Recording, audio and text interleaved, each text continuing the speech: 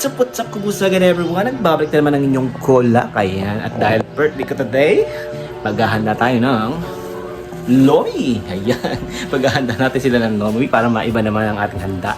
Kaya tara, samahan niyo ako. Let's go! So ayan, ready na ang ating mga ingredients. Nandito na ang ating main ingredients, ang ating lomi. Ayan, lomi. Ang ating pang toppings, mamaya piprito natin to. Ating liempo, kikiam, atay, chicharon, yes, and itlog, pampalapot, and then pang toppings.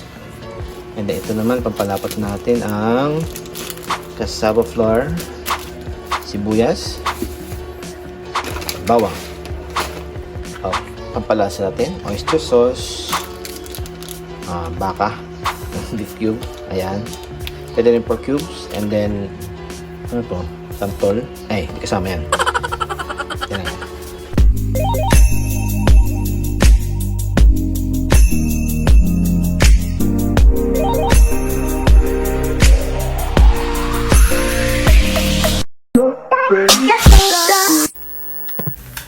Okay, umpisa na natin. Kaya magluluto tayo ngayon ng isang talyasi o isang salyasing Loming Batangas. Yan. Sa last time kasi diba nagluto tayo. Yung last na vlog natin, nagluto tayo ng Loming Batangas din. Pero good for 3 to 4 person lang. So this time, pang barangay naman ang ating lulutuing labi-labi. Kaya tara, umpisa na natin ang labanan. Oh! Bali, ang una kong ginawa ay hiniwa-hiwa ko ang liempo ng strip size. Pwede rin namang bite size or giniling. Ayan. Susunod naman, pakukuluan na natin itong liempo sa tubig para lumambot.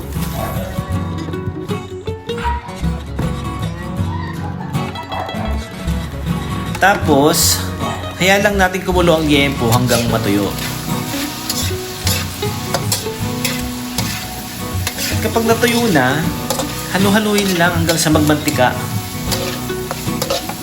Ayan. Tuloy lang natin ang liempo hanggang sa mag-golden brown. Ayan, pwede na itong hanguin.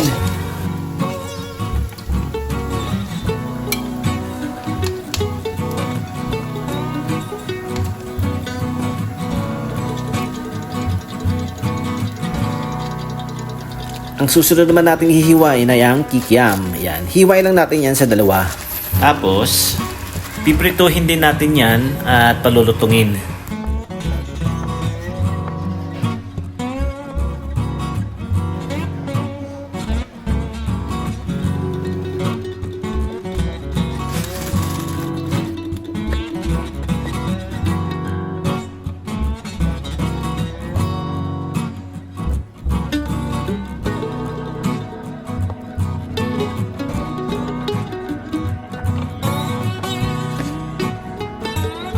Okay, ready na for prito. Bali by batch ang pagluto natin ng kikiam para pantay-pantay ang pagkakaluto. Pag isinalang kasi natin lahat yan ng sabay-sabay, hindi pare-pareho or may luto, may hilaw pa, may tostado, may sunog na, di ba?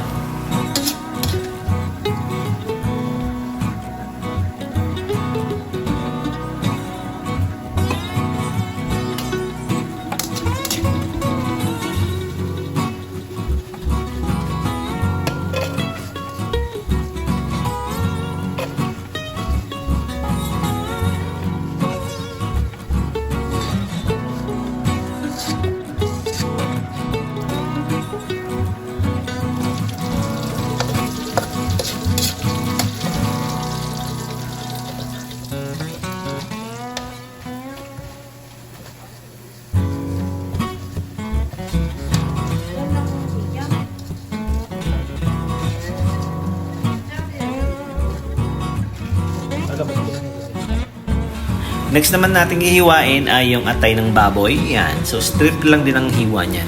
Tapos ipiprito din.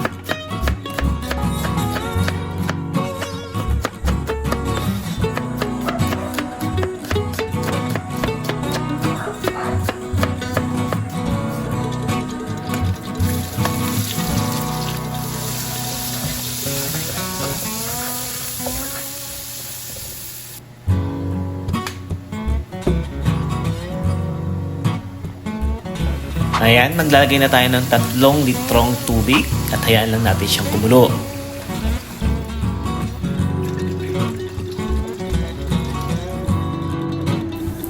Pwede natin ilagay yung mga pork cubes at beef cubes at syempre yung ating oyster sauce para pag kumulo na siya, magmemekos-mekos yung ating mga flavors, mga insan.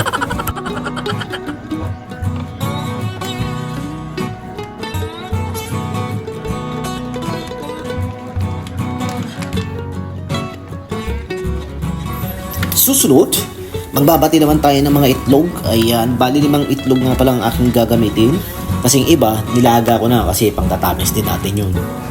Gumamit nga pala ako ng pinsel para mapadali at diretso lang ang pagbuhos natin ng itlog.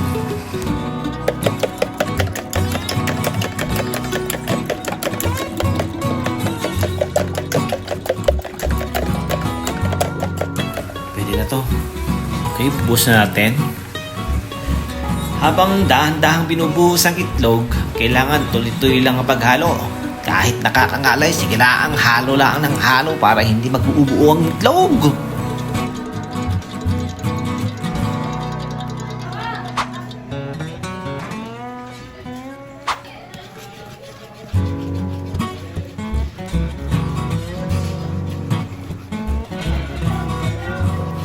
Next, hugasan muna natin ang ating lomi noodles bago natin siya isalang.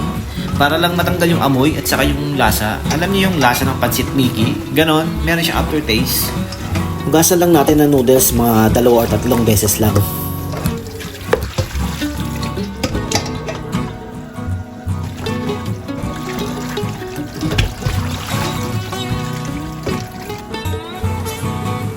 Lagay na natin ang ating lomi noodles at hayaan lang natin siyang kumulo ng mga 1 to 2 minutes. Tapos, lalagyan na natin ng pampalapot. Para naman sa pampalapot, i-dissolve lang itong cassava flour sa 2 cups of water. Using the same pichel na ginamit ko kanina sa itlog.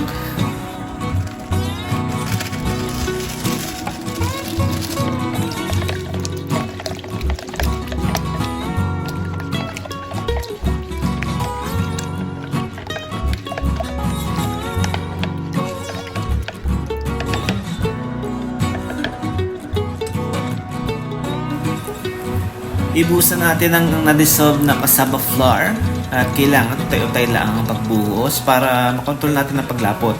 At syempre, kailangan tuloy-tuloy lang ang paghalo para hindi siya mamuo. Yan. Sige, halo lang ng halo hanggang sa makuha ang tamang lapot. Yung lapot na yung tipong malauhog ang lapot, yung kumakapit talaga sa noodles. Oh, pagkasarap nun. At dahil ito ng ating lome, umpisahan natin maglagay ng mga toppings.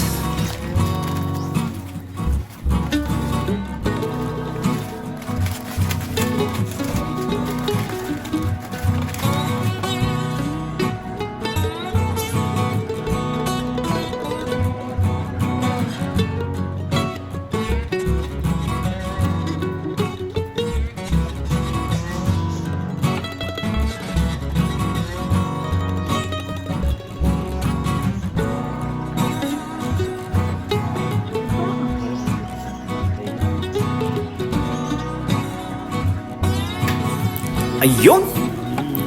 Pumari na at magchichibuga na! Happy birthday to me! Happy birthday to me! Happy birthday! Happy birthday! Happy birthday to me!